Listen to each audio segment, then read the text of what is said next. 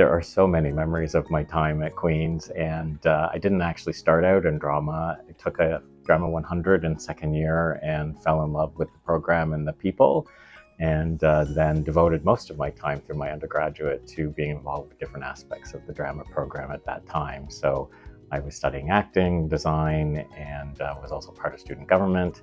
And so, I mean, there's sort of one memory as much as just a collection of memories of being a part of a community in the drama department. One of my favorite things was some of the work that I did with some of the string students. And now I'm going to make it two parts. String students that were coached by the Voggy Quartet that was there at the time, especially with Tibor and Dejo, did quite a lot of work with students, not fellow students who weren't necessarily in my year, but we worked together in quartet, piano quartet.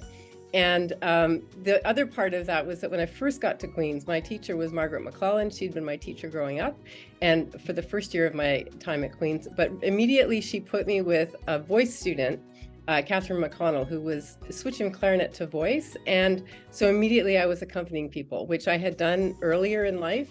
But I think that really jump-started my time of what we now talk about as collaborative play. We founded a brass quintet. When I was at Queen's. We were the Queen's 92 Brass Quintet, and we toured all over Ontario and played parades and schools, and made great friends. And in fact, the tuba player, Steve Ambury, is the godfather to both of my children. In drama, the green room downstairs in Theological Hall was always full of smoke. And when I think back, I'm like, man, what it would have been like for people who didn't smoke. One of my favorite memories at Queen's is the main floor lounge, where we would sit and see what was in the fridge and spend all hours of the day and night chatting and connecting. There were so many good times at Queen's. I remember the parties in Goodwin House or in the lounge. I remember Lynn Rowe panicking because she thought the floor was going to cave in with all of us jumping. You have to remember there were only 29 of us in that first year, so we were fairly close. I remember some fabulous professors, Graham George, Fred Clark, David Keane. We ended up being very unique because we were the initial cohort in the Bachelor of Music program. So we had that commonality that brought us together. And even though we were discovering like Queen's University as a whole, we always had this house called Goodwin House, and that acted as a kind of a safe place where we could all come back. So yeah, I recall that uniqueness of commonality that we developed as students in the first semester. Another memory, of course, everyone might have is our original house for the Queen's music. And I think we can't say enough about it. It was a meeting place.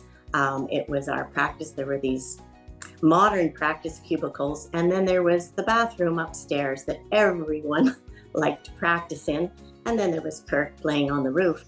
But there were a lot of good memories at that house.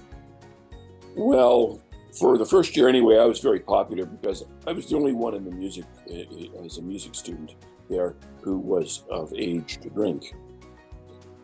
This was back in the years when it was 21, and everybody else in the music department was about 2 years younger than me.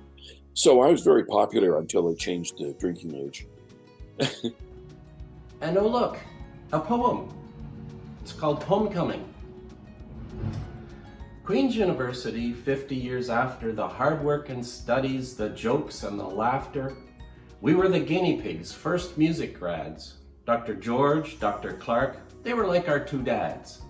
People are asking us what we remember and why we kept coming back every September.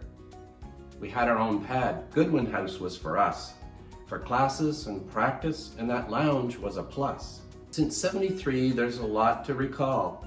The friends I rubbed shoulders with were best of all. George, rest his soul, John and Wayne were my mates. Riding in John's Pontiac was so great.